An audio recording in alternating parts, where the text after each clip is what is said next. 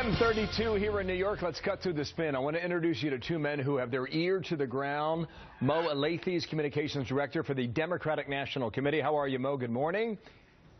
Morning. And Sean Spicer, Communications Director for the RNC, the Republican National Committee. And Sean, hello to you and good morning. All right, fellas. Okay, here's what we're going to do here. We're not going to talk over each other. All right, we're going to have an honest discussion. I will remind both of you that we're recording this, and we can play it back come Wednesday or a month from now. Here's Wasserman, Schultz, and Reince Priebus going at it first. Start. We have a ground game that I know Reince would take ours over theirs any day of the week. I mean, we've got early vote numbers that are up in the most competitive states and the most competitive districts all across the country. So you worry the Democrats are going to beat you on the ground? Well, the problem they have is that their message isn't working, and our ground game is whipping their ground game. All right, okay, put that to the side now. Sean, where's the race now for the U.S. Senate? How do you see it?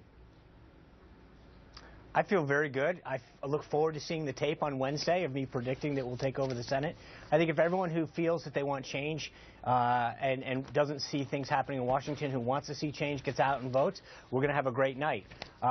With respect to the ground game, look, we're up in Georgia, we're up in Colorado, we're up in Florida, we're tied in Iowa. The one big takeaway that people have to understand is that for years, Democrats have dominated the early vote. They've done a great job of getting a lot of voters out early, and Republicans do a great job of getting out Election Day voters. This year, we put all of our effort into low propensity voters to get people who don't usually vote out early and bank those votes and then still be able to dominate on Election Day. I think the numbers speak for themselves. I feel very good about what we've done on the ground. We've got 30,000 volunteers working hand in hand with over 2,000 staffers. We feel very confident going into Election Day as to what the results will be. Mo, I know you're going to tell me Democrats are going to win, just like Sean's going to tell me Republicans are going to win. What concerns you as you look at the map now? Maybe that's a better way to go at it. Look, this is, you talked about playing back this tape on Wednesday. I'm not sure we're going to know everything we need to know on Wednesday.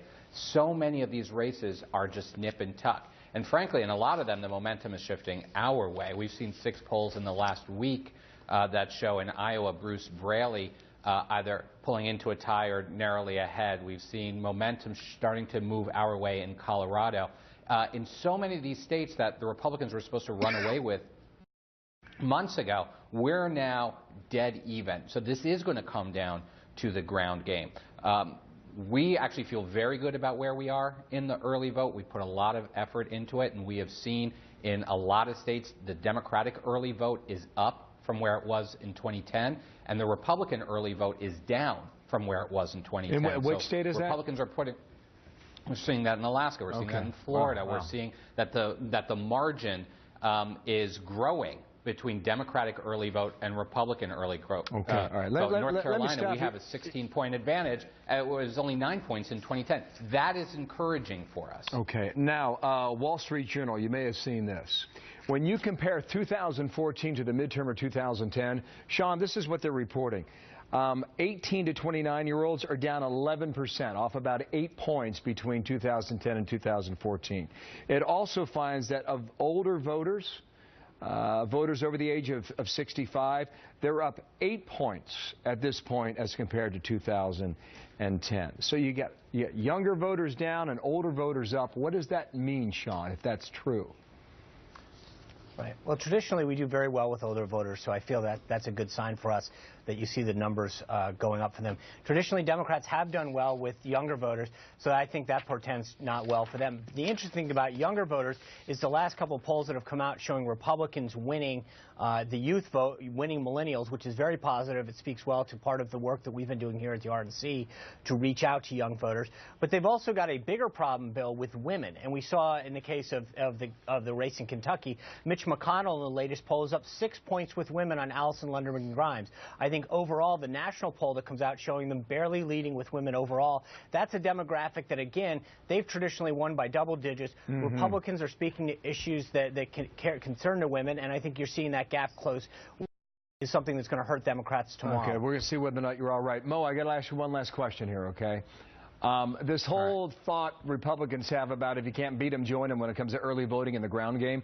Are you concerned that Republicans have caught Democrats in the ground game? I'm a nervous person by nature. That's why I'm in this business. And so I'm always concerned that they're catching up on us. I actually give them credit. I think they're actually building a pretty decent field program. I think ours is better.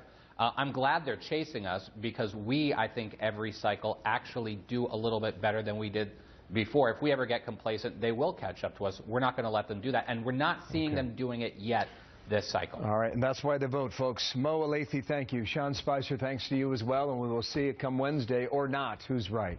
Thank you, guys. Thanks.